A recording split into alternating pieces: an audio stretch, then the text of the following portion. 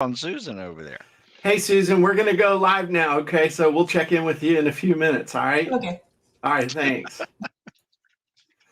So what's up, Stu? Not much, Jim. Today was Mobility Day. Yes, classic. Yay. It's a beautiful day. We'll have to figure out a correlation between Mobility Day and life or whatever. Yeah, well, it's Mobility Day and it's podcast day. That's right. So, Jim and Stu show and podcast. We got special podcasts today, folks. That's right. Number Episode 150. 150 episodes.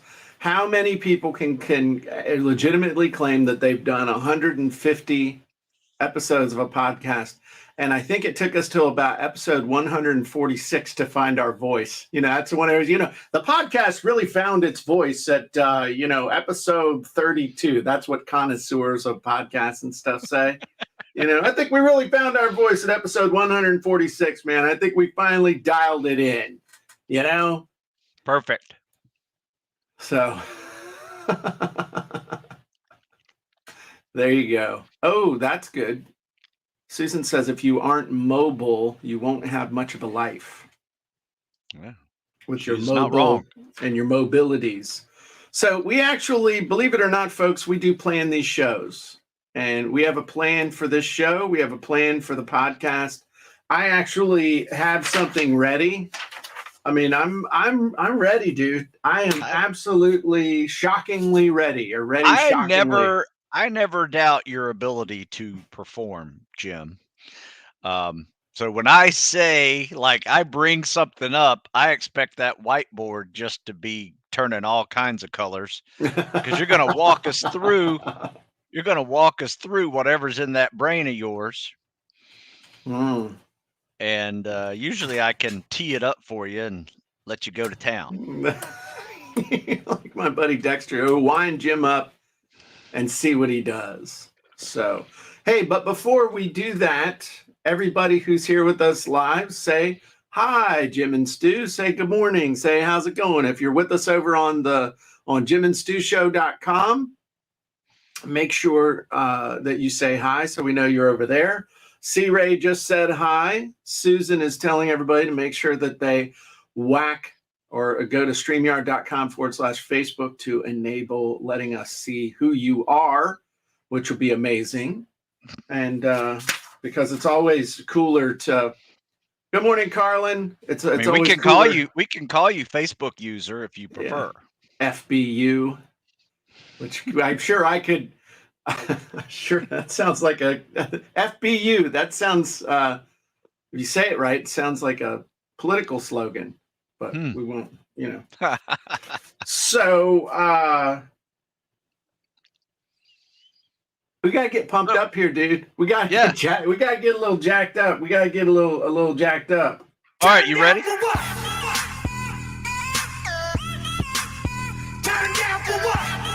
Okay. I'm ready now. I have been sufficiently activated. You need to get a new song. Something I've been. That's a good one. Makes you want to dance a little. There you go. But I tell you, something that's really popular now on TikTok that I've noticed. Yeah. Because I'm trying to build my TikTok page is the Hot Stepper song. You're familiar with the Hot Stepper? Okay, I am not. You know what it is. I am the hot step.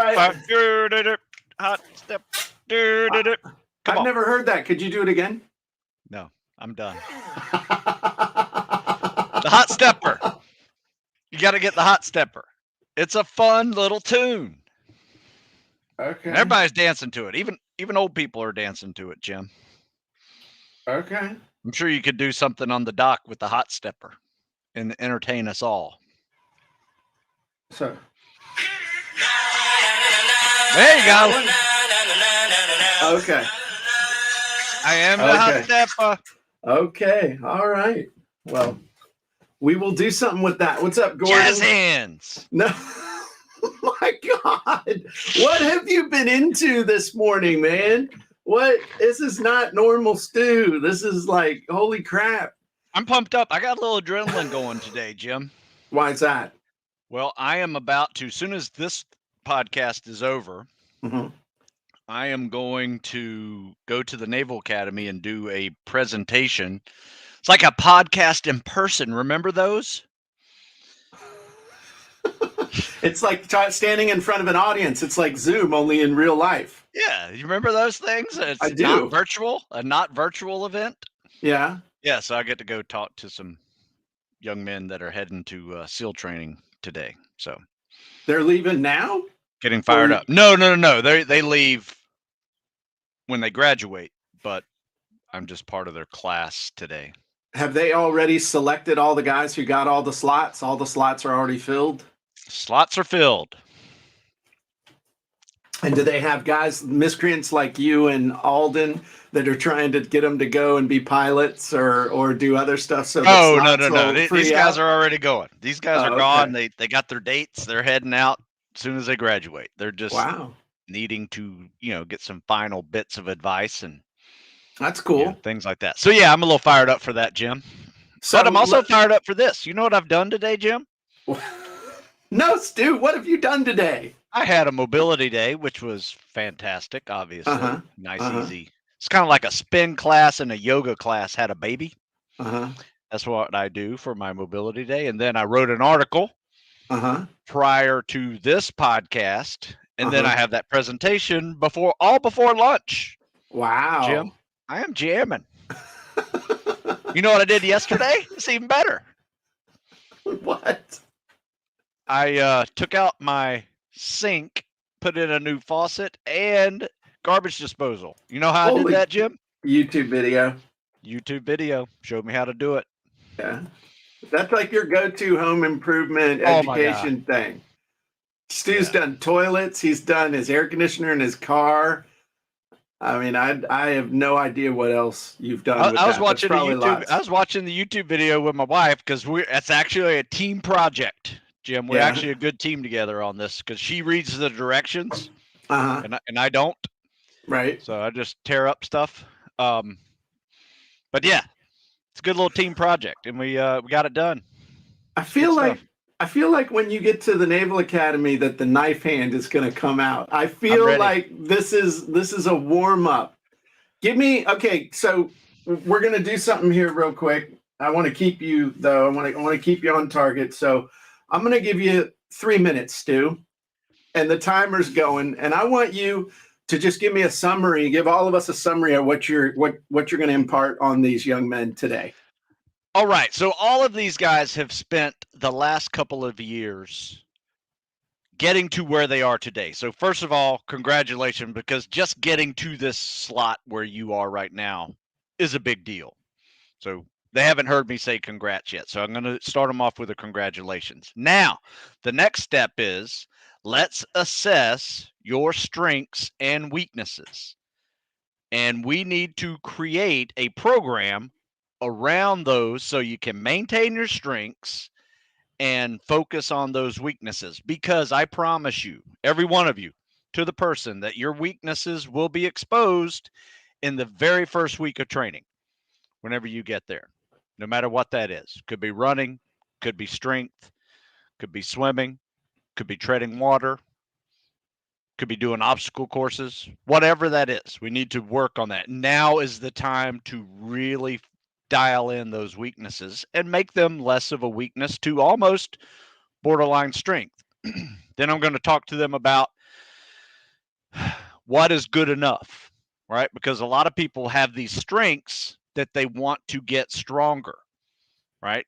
And they neglect the corresponding weakness that is attached to that. So, for instance, if you're a runner and you want to break the Bud's record for running, hey, great, good job. You want to run a 22-minute 4-mile run at Bud's, that's fine. But you spending all your time running faster, trying to get faster, is going to completely be an issue with the things that are corresponding to that, which is typically strength. So you are going to be neglecting your strength while you're trying to run faster. If you're building your strength, you're going to be neglecting your running. It all kind of balances, and we got to find that perfect balance, because at the end of the day, you want to go into buds as healthy as you can. So that also means don't do stupid stuff. And there is a fine line between mental toughness and stupidity. All right. And so with that, they typically, I go through a whole list of things that people have done in previous years that have ruined their chances to go to buds or even caused death, from breath holds to riding bikes in traffic, like triathlon training, MMA training, just breaking bones, doing ultra races and things like that. The final thing of this is there's a fine line between mental toughness and stupidity. Okay. Don't be stupid. I like it. So that's my theme. One thing I would also add, from the standpoint of your customers, and in this case might be the buds instructors, but if you're super high speed in one thing, that's going to draw attention to you potentially. And then if you epically fail in another area, it's going to draw even more attention to you. Whereas if you're kind of, so what a business correspondence to that would be, hey, you're great at sales copy, but then your content game absolutely sucks. And people are going to be like, wow, it's totally one-dimensional.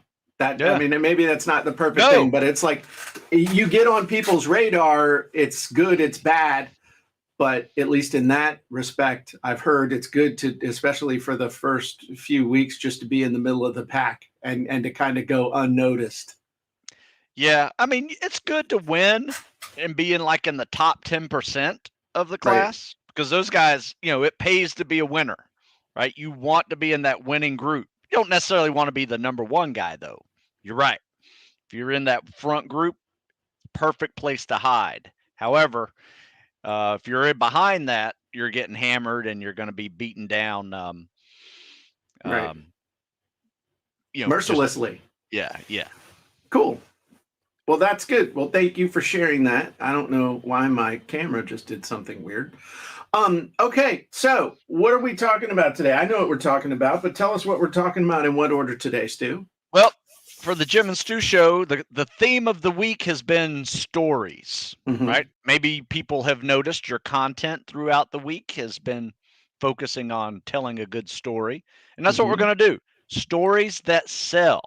Okay. We're going to talk about the hero's journey. We're going to talk about failure stories, success stories, funny stories, sad stories, inspirational stories. They all strike what? They all strike an emotion. Those are stories that sell. So let's absolutely show me something. I even wrote a story article on Monday about the hero's journey and applied it to military fitness. Wow, that's pretty cool. Yeah, it was kind of cool. So there you go. So one of the things that we said we were going to do was the 6-sentence sales story framework. Was that for the podcast? Yes. 6 questions to help create your story. Okay.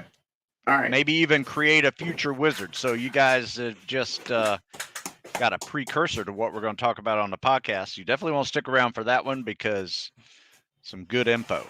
There you go. Okay. So if we talk about sales stories or story selling or, that kind of thing, let me use the big print for the kids in the back. When we talk about sales stories, why would you even want to tell a story? And the number one reason, there are a lot of reasons, but the number one reason is simply because a story grabs people's attention with the hook, and then you actually hold attention with the story. And the thing is, what's been proven with any kind of content or sales copywriting or anything like that is that pretty much if you can grab people's attention with a great hook and then you can keep their attention to get them through the first part of the story, you're going to kind of reach a tipping point where the majority of people are going to stick around at least to see how the story ends. If you're telling a halfway decent story, people will stick around for at least the good parts, as long as there are good parts. That's the key. That's important. If you tell the story the right way, there are certain good parts that they're instinctively looking for. But if you tell the story the wrong way, people are like, this sucks. I'm out of here. Honestly, that's what happens. You think about it. Have you ever gotten up and left in the middle of a movie? Maybe just once. Yeah, I did once as well. Nightmare on Elm Street. It was just like, this is just too much. This isn't my thing. This was back in the 80s. Now, have you ever been watching a movie on Netflix or some other streaming service and you're like, you know what? This kind of sucks. I'm done. I'm not gonna waste another hour of my life on this. Have you ever done that? I have. Okay. I have once. too. Oh, really? Yeah. Okay. I don't watch a whole lot of it, but yeah, I did once. Yeah. Okay. So you probably then, if it's not that interesting, you and Parker fall asleep and yes, your wife's like, are you watching this or not? You're like, no. So if you can hold their attention long enough and get them into the story, you're in good shape. So there is one particular story arc that works really, really well. And if you've never heard of it, it's called The Hero's Journey. And The Hero's Journey is kind of the universal plot. There was a book written, The Hero with 1,000 Faces, I think.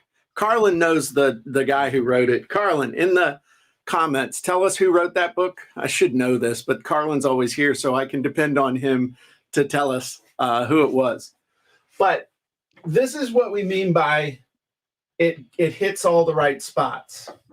So the hero's journey, as far as I'm concerned, when it comes to sales stories, Joseph Campbell, thank you, Carlin, it follows not the way he describes it, which is a circle, but it actually follows an arc. So here's how it works. Every story has a beginning where, the main character just kind of is. They're here. Nothing's too good. Nothing's too bad. Nothing's, they're just kind of living life of mediocrity or what have you. Then something happens. Something happens that there's an event, there's a person shows up, there's a decision that is made as a result, okay? And immediately, there's conflict. Immediately something happens. So you think of any movie that you loved, or just thinking of Star Wars, Luke Skywalker's a farm boy, dreams of becoming a star pilot. A series of events happen. These droids show up. There's a message from a princess. He goes to meet Obi-Wan Kenobi. His parents are killed. His grandparents are killed, and he's like, okay, teach me the ways of the Force. So now, like I said, immediately there's some sort of conflict. Something happens that everything just starts going to hell in a handbasket. But wait, it gets worse. Okay? Because you remember Luke went through all this stuff, and then finally he's on the Death Star, and he watches Obi-Wan Kenobi bite the big one, and this is where it's like, oh my God, I have reached rock bottom. It can't get any worse. And in the arc of the story, this is kind of an optional thing, you can also have some sort of loss of some sort of resource. Now, that resource could be a friend, it could be a mentor, it could be an ability, it can be just something that makes this even worse because the thing or the person or the situation you thought you could depend on is also gone. So, in a lot of like drama, soap opera stuff, what happens at rock bottom? The guy loses his girlfriend, loses his wife, and usually ends up in a wheelchair. There's a wheelchair. There's some sort of sickness diagnosis. I mean, they pile it on this poor son of a bitch, okay? But in that moment of despair, in that moment of rock bottom, then there is some sort of a decision made. There is some sort of revelation. There's in old literature they call it Deus ex machina, God in the machine, where there is a reversal of fortune that could only be divine intervention. Something happens that results in a decision, a revelation. Hang on. There's some sort of a revelation. There's some sort of a stranger. There's some sort of a discovery that creates a decision. And notice, there's a decision here, and there's a decision over here. When stuff's going wrong, they're at the mercy of the world, okay? But there's a decision here, and the decision is here basically of no matter what, I'm going to fix this. I'm going to make it happen. You know, it's Rocky going back to the ghettos of L.A. to train with Apollo to be able to fight against Mr. T. What was Mr. T's character's name in Rocky 3? Clubber Lang. Clubber Lang, that's right. I knew you'd know that. So Clubber Lang, you know, whatever you got to do, and then there's what they call the return home journey. Okay? There's the return home. And what that means is you come out the other side. You're back up, even with where you were, maybe even a little bit ahead. But then this is what makes the story really kick ass, okay? Is that there is a final ascension to more than you were. So again, thinking about Rocky, at the end of Rocky 1, Rocky won by not losing. Okay, at the end of Rocky 2, he gets back up, and you think, oh yeah, he won. But where you really started crying and lost it is when he starts screaming, Adrian, we did it! And she's got the baby with the big old head of black hair. You remember that baby? That baby popped out with an afro. He had so much hair. You remember that baby? That's baby's not a newborn. That's like a 2-year-old.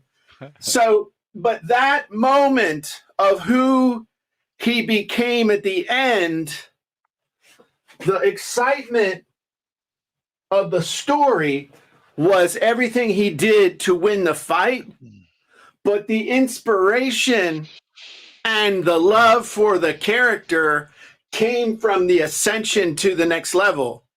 So like I think it was Balboa or whichever one of the later Rocky movies, when he's having that conversation with his kid in front of his restaurant, and it's like, it's not how many times you get knocked down, it's how many times you get back up. And I mean, that was one of the best, that was like, if not the best Rocky talk. Actually, so Stallone proved he could act.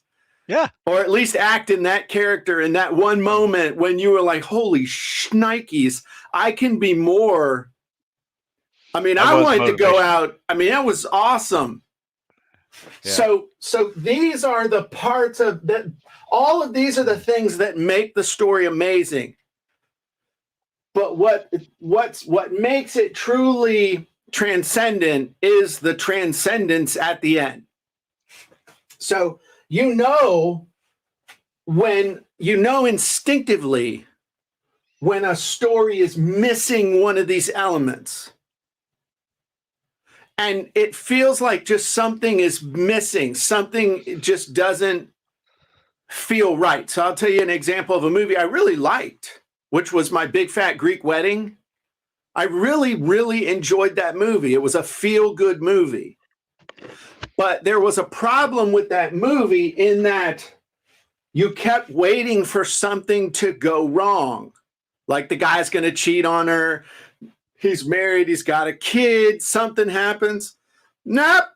They just get married and their parents give them a house. It's like they skipped this part. And the problem is that you kept waiting for the other shoe to drop. You kept waiting for it and it never happened. And I guess, okay. Frederick says what went wrong as he would use Windex for everything. Yeah, like her dad. I mean, it was just a feel-good movie. But literally, I was waiting. This part is the part when we're talking about the conflict. This is the part where you're waiting for the other shoe to drop in a story. And if it's not there, people are waiting for it. And if they're waiting for it, they're distracted from the other stuff. Now, you can, there are other ways you can draw this where there's reversals and stuff like that. But the thing's got to follow this basic thing. I mean, you think, oh, man, we're out of the woods. Nope. He's going to get punched in the cojones a few more times. Okay. So that's important to understand. All of this is that you got to hit each one of these parts. You got to set the stage. You got to explain why this is happening. You got to explain all the bad stuff that happened. They got to hit rock bottom so that that something can happen. They can make the decision. They get to where they thought they wanted to be and realize as a result of the journey, they've become more. There's a higher calling. The Hobbit movies, all the Lord of the Rings movies and all those are perfect classic examples of this. Yeah. So, true. Vicky asked, what's the difference between the hero's journey and the origin story? The origin story is a form of the hero's journey. And you also have the Epiphany Bridge story, which again, so like the hero's journey, it doesn't necessarily have to have a revelation, but there is always a decision. But like the Epiphany Bridge story, the mechanism of the return is the epiphany you have from whatever it is you discovered. The origin story, again, is explaining, and again, it's the purpose. So the purpose of like an origin story is to explain how we got here. Who am I to be here with you now to discuss what we're talking about? It answers the question, why you, why this, why now? As opposed to an epiphany story, which is kind of it's an origin story for a revelation that leads to why you're selling this. So it's all based around an epiphany rather than the origin story. Anything could have happened to cause the decision. So those are a couple of, anyway, I hope that explains that. That's really good. Hey, you know what I did with my article, Jim? What did you do with your article, Stu? The title is this: Growth does not occur in the comfort zone. Ooh, I like that. Understand the hero's journey. So I describe the hero's journey as a storytelling framework that encapsulates the growth process through initial failures to success. Oh, and then the come to Jesus moment that everybody goes through when are you really committed to doing this, or are you just saying that you want to do this? Right. So anyway, I share a little bit of my journey, but also, where I really learned, some of the things that carry me through to today was when I was completely at rock bottom. When you were in the hotel with when your ankle fell apart? No, no, no, no, no. That wasn't it. This was a Oh, kind of a different type of rock bottom. I oh was okay. a fairly overconfident 18-year-old kid who pretty much done really well in Yeah. high school, get into the Right. Naval Academy, and immediately start failing. Failed a fitness test. I started failing chemistry. I didn't make the football team. Your girlfriend breaks up with you. You throw all those into like a 2-month period, Right. and it's just like soul crushing, right? To the Yeah. point of where you go home Thanksgiving and your mom says, "Why don't you just come home? This sounds awful." And I was like, "I can't quit." Right. Right? And it was like, "Bing, let's figure this out." And But so, yeah, yeah, yeah, there you go. yeah. But Carlin just asked a question. Is a great question. Is decision the common denominator of all these story types? The common denominator of all these story types is the pattern. But think about a sales situation. What do we want someone to do in a sales situation? We want them to make a decision. We want them to make a decision that is going to lead them to want to make our product.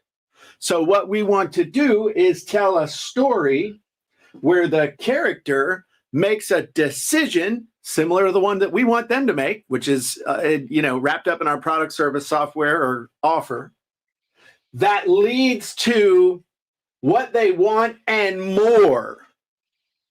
So that in their minds, they're like, okay, I need to make that decision. And you know what? Even if I only make it here, it would be amazing. Like, I don't have to make $100 million a year like so-and-so. If I could just make $1 million a year, it'd be amazing. So, yes, you want to emphasize the decision because the decision is the same decision ultimately you want them to make. That makes sense? Nice. So, anyway, what's up, Jorge? Okay. Well, I think that's. Oh, Carlin gave me a thumbs up. My day is complete. That's awesome. I'm glad you like that. Okay. So I think that's it for this part of L. Anything else for the Jaime E. Stu show? Nope. That is it. Okay. I think that's really good. We can go right into, because it pretty much segues pretty well right into this next segment on the podcast. In fact, if you want to do a podcast introduction, go ahead, Jim. I think I have this nailed after 150. I say this so I'm going to screw it up. So, 3, 2, 1. Hey, everybody, and welcome back to the Sales Copywriting and Content Marketing Hacks Podcast. I'm your host, Jim Edwards, along with my trusty co-host and podcast producer, Mr. Stu Smith. What's up, Stu? Hello, Jim. And we have a special episode for you today. It's episode 150. That's pretty impressive, Stu. Not many people can put up 2 or 3 episodes of a podcast, let alone 150. And I blame you. I mean, I credit you for our ability to be able to do that. Because if it wasn't for you, I'd still be sloshing around at episode 5 or 6. Hey, we figured it out. But you know what we have after 150 episodes? We're finally finding our voice. But we also have a great story. Oh, yeah. It. Absolutely. Absolutely, we do. In fact, that's what we're going to talk about today. Stories? How to make your own story for content. Well, not just how to make your own story, but how to make a story that actually gets people to take action and do something. Yeah. Doesn't even have to be your own story. It could be a story. Right. It could be fiction, Jim. Yeah, you probably, in a sales situation, if it's fiction, you want to say, so let's talk about the typical journey or a journey that might sound like the typical customer, as opposed to, hey, here's a made up story to get you into an artificial emotional state so that you can make a purchase. Yes, you don't want to, Good point. It's all about positioning, Yes. The angle. So, Stu, what if I could teach you how to tell a good story. What's up, Kevin? How I could show you how to tell a basic story by answering just 6 questions. That'd be cool. I'd like to see those 6 questions, Jim. Okay. All right. So we're actually going to do this, and I'm going to use the board, and I'm going to explain to you how this ties in with the main parts of the hero's journey. Okay. Okay. So the first question is, who were you and what were you doing? And what were you doing at the start of the story? So, I was a blank. I am a blank. I was a... All right, so we're going to assemble your story. Let's tell the story of your first semester at the Naval Academy, and the purpose of telling this story is to get people to get in shape before they get somewhere. Okay? So, Stu, who were you and what were you doing at the start? I was what? A high school graduate, destined to go play football at Navy and later become a Navy pilot. Okay. The second question is, so I want you to kind of keep track of these, okay, because you're going to tell the whole story at the end. All right. Yep. The second question is, what event or decision caused a change in your life? So here's something that happened that changed my life forever.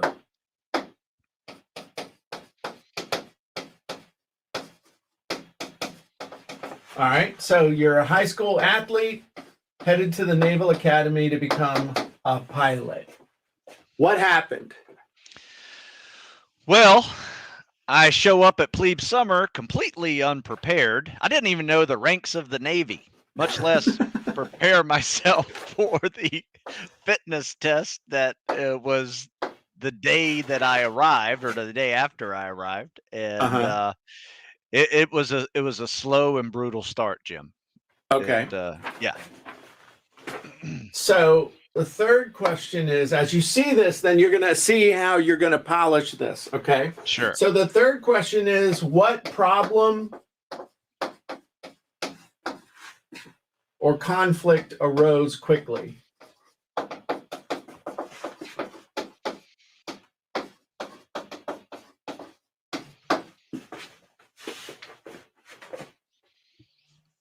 So what problem? Physical fitness standards, academic standards, and man, this was going to be a long 4 years. Okay. If I could even get to the end. All right. So the problem was, and you just said that. Okay. So now the next question is, and you can kind of see how this follows along with what we did in the Jim and Stu show. When did you hit rock bottom, and what did that feel like? I would say it all accumulated after failing my first fitness test, getting my first F ever on a test,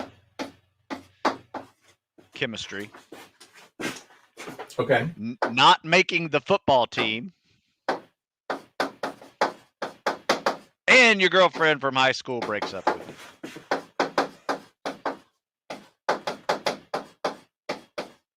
Okay. Now, the fifth question is, what revelation or discovery did you make, or decision did you make that sparked a turnaround?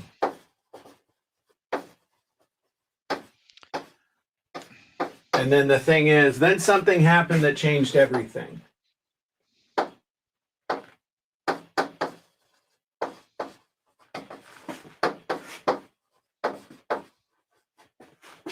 So you went home for Thanksgiving. Yeah, go home for Thanksgiving. I'm crying to my mom how bad I'm doing and how much I miss them. And she was like, just come home. And I was like, I can't quit. And she goes, well, quit crying and let's figure this out. Wow. She used and later she said she was really hoping I would not come home.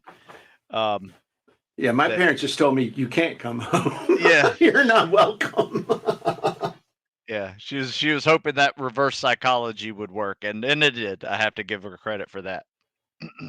All right, so the sixth question is, what was the transformation you experienced? Did you ultimately reach your original goal, and did you surpass it?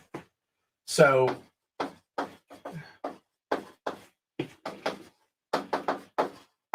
what was the transformation, and did you reach your goal? Yes. I found mentors. I found extra time and talking to instructors and extra instruction, and found workout partners. And I didn't do it alone. I had a team of people that helped me. Okay. Largely by their example. But I made a decision to watch them and learn from them and figure out what they're doing right to keep them where they are. Okay. So now you see the entire framework in front of you. We look at it. Okay. So think about the hero's journey. This is the hero's journey. Okay. First question is, who were you and where are you at the start? That's the start of the hero's journey. Yep. Okay. Second one, what event or decision caused a change? We're over the cliff. What problem or conflict arose? When did you hit rock bottom? What revelation or decision did you make? All right. And then what ended up happening to you? That's, 1, 2, 3, 4, 5, 6. Nice. That's how you do it. So now let's do this. I want you to string all those thoughts that you just did together into a coherent story. So I was a teenager. I knew I wanted to serve as an F-14 pilot. And I wanted to play college football at the same time. Okay. So here's what happened. Yeah, I found the Naval Academy. What event or decision caused a change? So here's something that happened. Here's something that happened that changed my life forever. Say that again. Here's something that changed my life forever. I got in the friggin' Naval Academy. Yeah. Finding the Naval Academy as an option to do both, seemed like the perfect fit. And I did everything I could in my power to get there academically, athletically, team captains, leadership and clubs and other activities. The process was going exceptionally well for me, almost too well for the overconfident 18-year-old boy. As the work and effort were paying off. So then I got to the Naval Academy. The problem was I got to the Naval Academy and I peaked at 18 years old and I just started going downhill. Fast forward, first few months of the Naval Academy, I failed my first fitness test. I had less than a 2.0 grade point average before Thanksgiving. Did not make the football team, and to top it off, my high school girlfriend did not want to be part of my life anymore. And I can't blame her because I wasn't a whole lot of fun to be around anyway. Okay. And that's when I truly hit rock bottom. Yes. Okay, tell me a little bit more about rock bottom, or you pretty much mixed up. And okay, and that's when so you kind of mixed the two of those together. But and then something happened that changed everything. I went home for Thanksgiving. I went home for Thanksgiving and I was snapped back into reality by a clever use of reverse psychology by my mother. She says, "Why don't you just quit and come home?" And I was like, it shook me like it was even an option. And I said, "I can't quit." And her perfect reply was, "Well, let's figure this out. Quit crying and let's do something about it." So, And with that, I found members, or mentors at the academy that were very helpful. They were classmates, they were teammates. I made the rugby team. Um, it was different than football, but it was a lot of fun. And there were some hardcore dudes on there that were going Marine Corps and SEALs. And I got to see what they were doing. And through their example, I figured out how to make it through there. okay. And that was a big moment for me. And now I just had to do it. Right. There you go. You just told the story. Okay, and then you can keep going with the story as far as you want. Like I ended up getting a slot to go to Buds, and I was served in the SEAL teams for 8 years, and blah blah blah blah blah. So I mean, that's how you go through. Carlin asked a question, where we find it, or he said, so here's where we're finding the hook for the story. Right, the hook typically for the story is somewhere in here. One of these two. Okay. Like so, the revelation discovery or the rock bottom? Either one, depending on which one is more compelling. So, how my mom saved my SEAL career at Thanksgiving. No, that's a great hook. That's awesome. I love it. That's a really great hook. How my girlfriend dumping me led me to becoming a Navy SEAL. Okay, that's not that again might be okay, might not. That's why but these are the areas where the hook comes from. And that's like a proven literary technique of beginning the story at a point of high drama. And so where in a book it might start off with somebody, Jethro was totally out of breath running through the woods. He could hear the shots going off and the bullets were zinging by him like angry hornets going after a 10-cent mule. And all he could think in the back of his head was, it's a freaking dog. It's a freaking dog. Why are you shooting at me? And then there's a pause. And then the story starts, 2 hours earlier, 3 weeks before, two days prior, and it picks up the story. So now you've led with that point of high drama, and for the next 100 pages, you're wondering why Jethro is getting shot at, screaming at the top of his lungs, it was a freaking dog. It was a freaking dog. Now, it turns out, after you do the 100 pages, you find out that Jethro accidentally shot the crazy old coot's dog, which he thought was a deer, and the crazy old coot now has a death thing against him and his entire family, and spend the next 300 pages watching his whole family getting whacked with machetes and maces and traps and all kinds of cool stuff. You can see where my head is. That's a book actually I want to write. That's a rough one. So, but that's beginning with the point of high drama. You hook them with the drama, not here's a story of how I was a really successful 18-year-old who was a stud on campus and got accepted to one of our nation's service academies, as I should have. As you look off into the distance with your square jaw and your strong flowing 80s hair, that feathered stuff you had working there. Good stuff. So I've seen those pictures. Feathered. So, it was. You had that feathered hair on the side, man. Feathered side, wings in the middle, part in the middle. So that's the hook comes from here. But this helps, answering these questions helps you to come up with the framework And yes, I'm putting together a better wizard than this to help you to be able to, tell a story. And what I do want to do is give everybody a little bit of a teaser.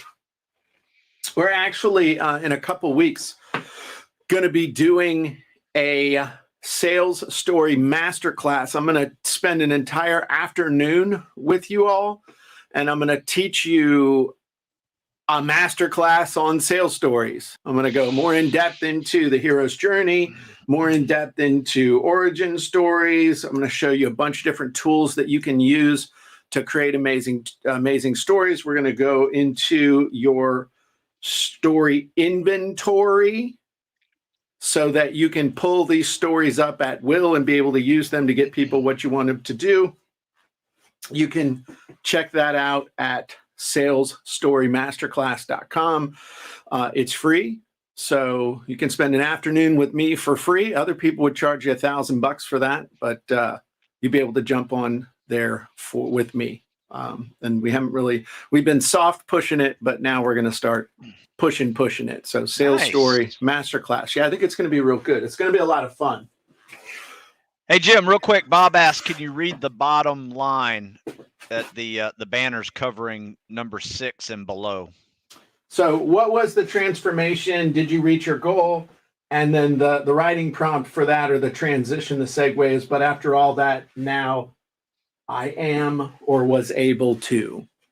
So, so Stu was able to get it together, figure out how to pass school, how to operate at the collegiate level, and be able to.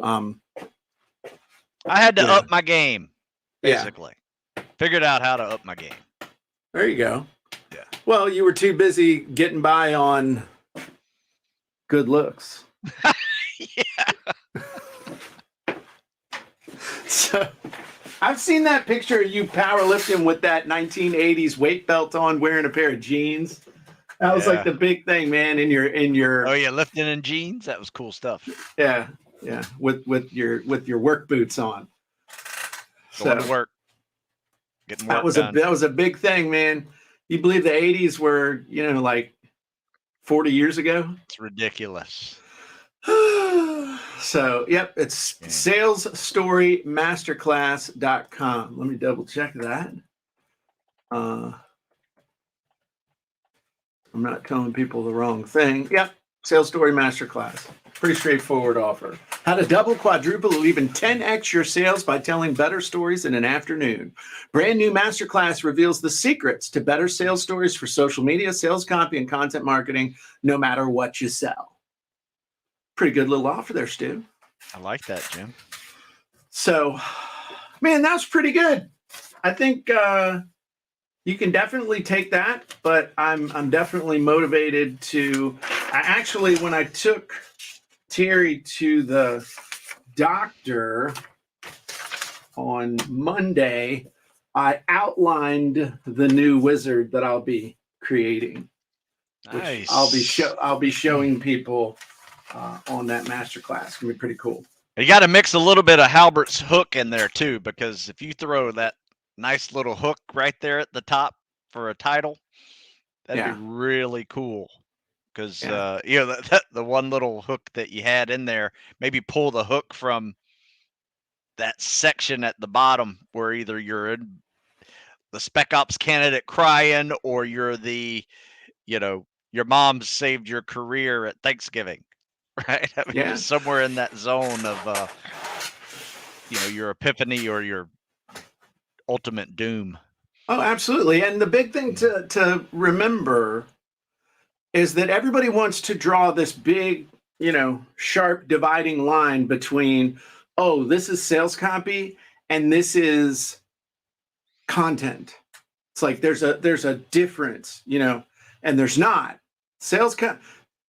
To one person's sales letter is another person's free report.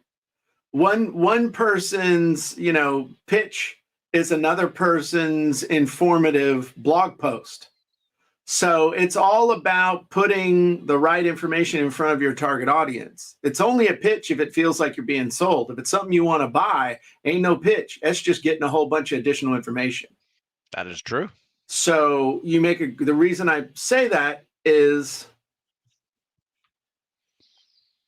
You just said use the Gary Halbert hooks with your story.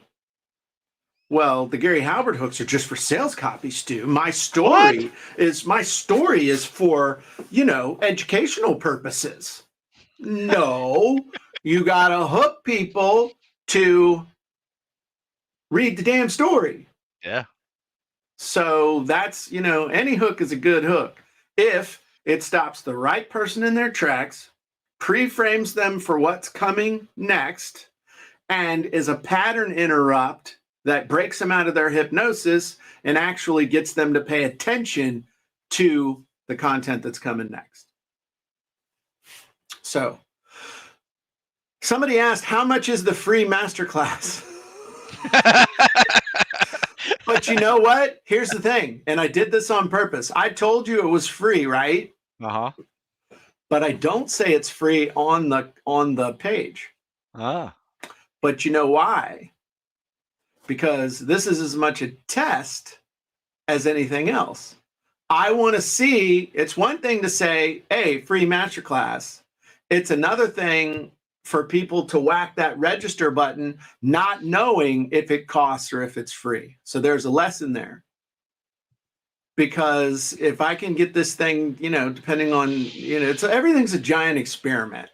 Anymore, it's like everything's a giant test. Why not? Yeah. Let's see what'll happen. But yeah, I don't tell anybody. It was actually a great question. How much is it? I said it was free, but it doesn't say it's free on the page, and that's on purpose. So, cool. And the URL for the masterclass is salesstorymasterclass.com. You go there, we'll help you. Cool. Well, anything else, Stu, or we wrap this up right on time? No, I think that's a good ending to this story, Jim. The moral of the story is head on over to salesstorymasterclass.com and sign up for the masterclass, because whether it's free or whether it's paid will be a fine value for the time, attention, and money you pay to attend. There you go. So, there you go.